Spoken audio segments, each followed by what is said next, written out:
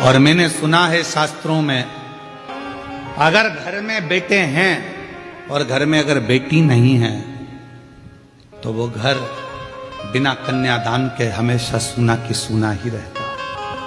कन्यादान के लिए बेटी का होना जरूरी है, बिना बेटी के कन्यादान सूना।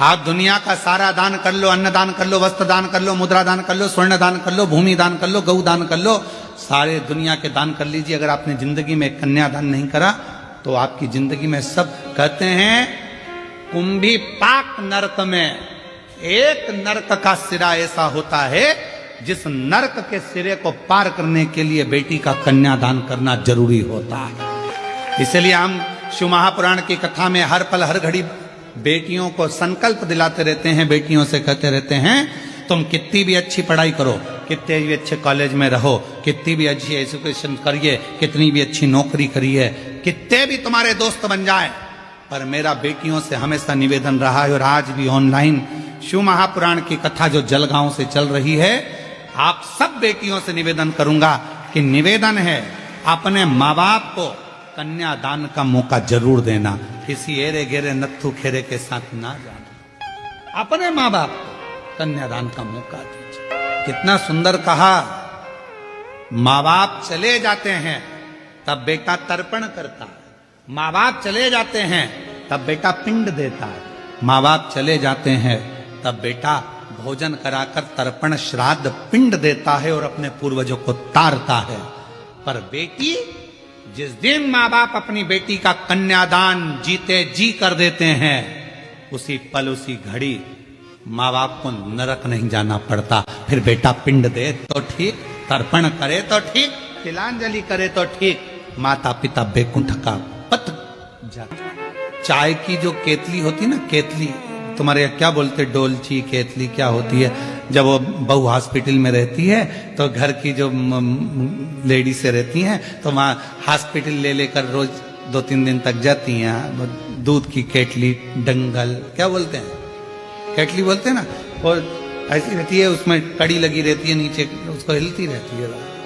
अब आजकल वैसी नहीं रही तो इतना लंबा थर्मस हो गया, उसमें भी लटकता रहता है। तुम देखना अगर घर में बेटा हो जाए ना तो जो केतली लेकर आती है ना, उसकी केतली बहुत हिलती है और थर्मस बहुत हिलता है। सिर पे पल्लू भी, छोरा हुआ है, बेटा हुआ है, दादी बन गई, दादी बन गई, और हॉस्पिटल से सीधी बिना पल्लू हिले नॉन स्टॉप केतली भी बिना हिले जा रही है, तो पूछने की जरूरत नहीं है कि लड़का हुआ कि लड़की, समझ में आ जाएगा लड़की हुई है।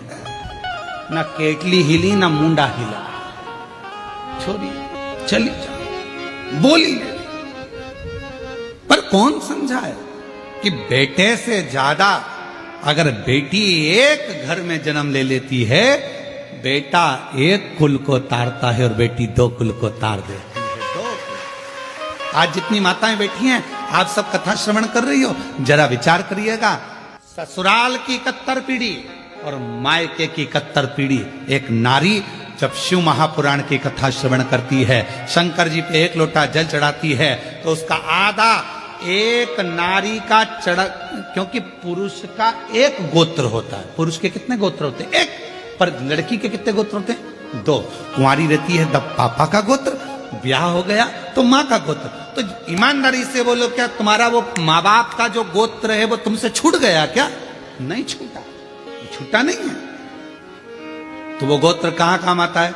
जब नारी पूजन करती है, व्रत करती है, आराधना करती है, साधना करती है, शिव महापुराण की कथा श्रवण करती है, तब उसका पुण्य 2 भाग में बढ़ जाता है, आधा उसके मायके के, आधा उसके ससुराल के, दोनों के भाग से, दोनों।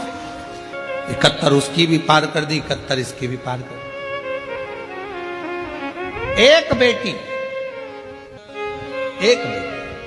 दोनों कुल को पार कर,